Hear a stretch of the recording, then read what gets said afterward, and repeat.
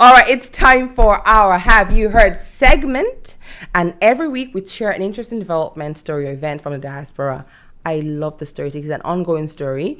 And guys, you have to listen to this. I'm sure you know about this already, but it's good to know what's going on. So today we're asking, have you heard about the much awaited Pan-African Heritage World Museum in Ghana? Have you heard about it? Oh yeah, Serena, you need to put the picture up, and if you can find more pictures of it to do she look at me like I'm crazy. Do you know why? Because it's gorgeous, and I want to show it from different angles. Okay.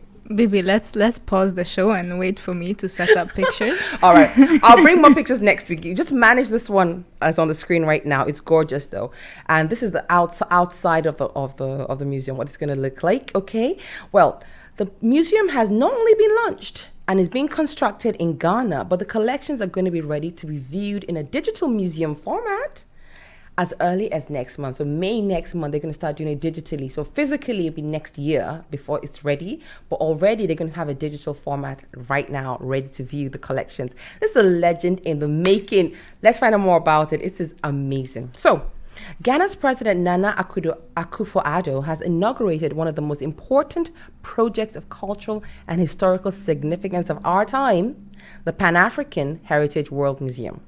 A brainchild of Kojo Yanka, the founder of the African University College of Communications in Ghana, the museum is to be completed this year, and it'll be a center of pilgrimage for people of African descent to unlearn and relearn history, culture, and civilization of Africa from the creation of mankind till today. Speaking during the launch, President Akufo-Addo, who was made the first patron of the museum, reiterated his administration's unfettered support to the Pan-African heritage and innovation, one of the key pillars of his Beyond the Return initiative. The Pan-African Heritage World Museum project is certainly an innovative Pan-African project, and that is why my government has decided to support it, he said. The time has come for all of us to take our heritage seriously. Amen to that. No one needs to tell us that we have a rich history made up of remarkable achievements in the arts, sciences, and technology. We have so much to learn from our ancient kingdoms and indigenous knowledge, and they have stood the test of time and are driving our development in several ways, he said. Highlighting the ties between the Africans in the diaspora and the benefits of such engagements, the president encouraged all and sundry to support the museum initiative. The museum project, to be managed by an international NGO, backed by a council of eminent scholars, will be funded through donations and grants. The museum space will include a garden of sculptures for African leaders in sports, entertainment, politics, science, and culture, as well as a herbal plant farm. Amazing. A palace of African kingdoms and accommodation. Oh my God. Pan-Africanist Yanka, whose brainchild it is, expressed worry that their published works by many scholars that uncover the hidden history and ideology of Africa, the very Africans who are supposed to consume these works cannot even find them for various reasons, right? He said, it's becoming evident each passing day that more and more information about humanity, about the beginning of world civilization, is unfolding.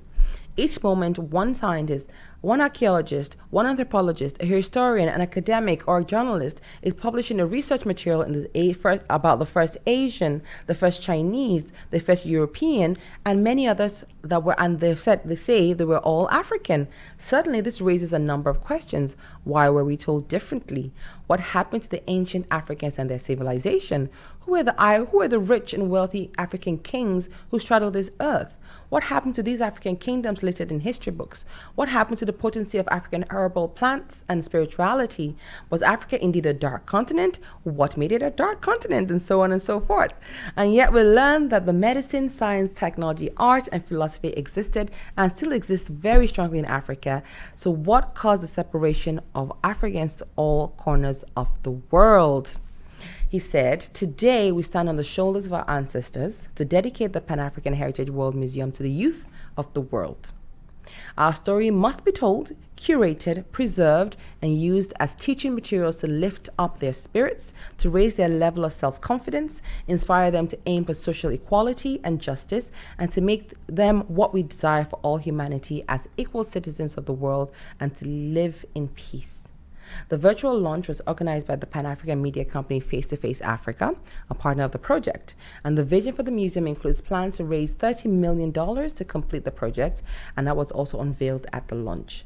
Professor Mulete Kete Ansante of the Temple University and chairman of the curational board of the Pan-African History Heritage Museum, adds, "We are proud of our African heritage. This is a great event for us." And for the rest of us, while we're waiting until the actual museum opens next year, the digital event will be available from the museum's website, and that is www.pahmuseum.org. www.pahmuseum.org. What do you guys think? Great, huh?